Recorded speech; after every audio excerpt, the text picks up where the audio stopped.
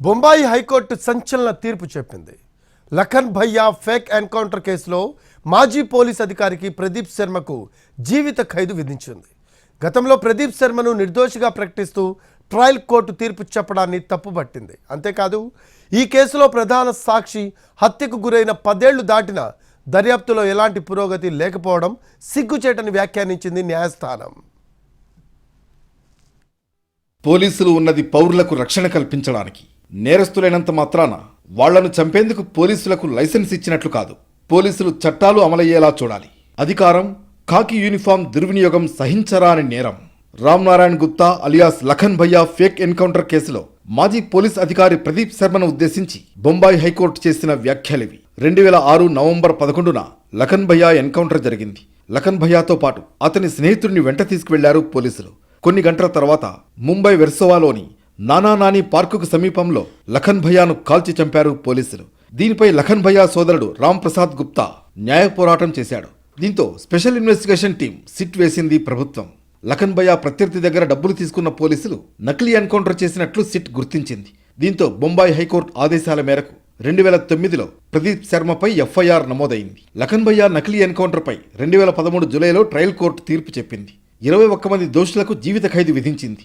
దోషుల్లో 13 మంది పోలీసులు ఉన్నారు. అయితే ట్రయల్ కోర్టు ప్రదీప్ శర్మను నిర్దోషిగా తేల్చింది. ట్రయల్ కోర్టు తీర్పును మహారాష్ట్ర ప్రభుత్వంతో పాటు లఖన్ భయ్యా సోదరుడు రామ్ ప్రసాద్ గుప్తా బొంబాయి హైకోర్టులో సవాల్ చేశారు. లఖన్ భయ్యాది ఫేక్ ఎన్కౌంటర్ అని, నిందితులు రికార్డుల్ని తారుమారు చేశారని వాదించారు. తూటాలకు సంబంధించిన ఆధారాలు బలహీనంగా ఉన్నాయంటూ ప్రదీప్ శర్మను ట్రయల్ కోర్టు నిర్దోషిగా ప్రకటించడాన్ని హైకోర్టు తప్పుపట్టింది. ఘటనా స్థలంలో ప్రదీప్ శర్మ ఉన్నాడని, దోషులుగా తేలిన వాళ్లు అతని కింద పనిచేయడానికి ఇష్టపడడం లేదనే విషయాన్ని ట్రయల్ కోర్టు పరిగణనలోకి తీసుకోలేదని తెలిపింది. లఖన్ భయ్యాది ఫేక్ ఎన్కౌంటర్ అని చెప్పడానికి ప్రధాన సాక్షి అనిల్ బెహదా ఉన్నాడని తెలిపింది. సాక్షుల్ని ప్రదీప్ శర్మ లాయర్లు, ఆయన కుటుంబ సభ్యులు బెదిరించారని, నగరం వీడి వెళ్లడంతో పాటు తాము చెప్పినట్టు నడుచుకోవాలని సూచించారని హైకోర్టు తెలిపింది. లఖన్ భయ్యాను పోలీసులు చంపారని రుజువైందని స్పష్టం చేసింది బొంబాయి హైకోర్టు. కానీ దాన్ని నిజమైన ఎన్కౌంటర్లా చూపించారని తెలిపింది. ప్రదీప్ శర్మ 12 పోలీసులతో పాటు ఓ వ్యక్తిని దోషిగా తేల్చింది. ఈ కేసులో మరో 6 నిర్దోషులుగా ప్రకటించింది బొంబాయి హైకోర్టు. లఖన్ భయ్యాపై 10 కేసులు ఉన్నాయనే విషయాన్ని గుర్తు చేసింది న్యాయస్థానం. అంత మాత్రం చేత నిందితులను చంపేందుకు పోలీసులకు లైసెన్స్ ఇచ్చినట్లు కాదని స్పష్టం చేసింది. చట్టాన్ని అమలు చేయాల్సిన పోలీసులు తమ అధికారాన్ని, ఖాకీ యూనిఫామ్ను దుర్వినియోగం చేశారని వ్యాఖ్యానించింది. లఖన్ భయ్యాను చంపడం క్రూరమైన చర్యగా అభివర్ణించింది న్యాయస్థానం. 3 వారాల్లోగా ట్రయల్ కోర్టులో లొంగిపోవాల్సిందిగా ప్రదీప్ శర్మను ఆదేశించింది బొంబాయి హైకోర్టు. లఖన్ భయ్యా ఫేక్ ఎన్కౌంటర్ కేసులో ప్రధాన సాక్షి అనిల్ బెహదా 2011 మార్చి 13న దారుణ హత్యకు గురయ్యాడు. ఫేక్ ఎన్కౌంటర్ కేసులో నిందితులపై నేరారోపణలు జరిగిన 4 రోజులకే ఈ దారుణం జరిగింది. బెహదా శరీరాన్ని గుర్తుపట్టలేని విధంగా దగ్ధం చేశారు. అయితే DNA శాంపిళ్ల ద్వారా మృతుడిని గుర్తించారు.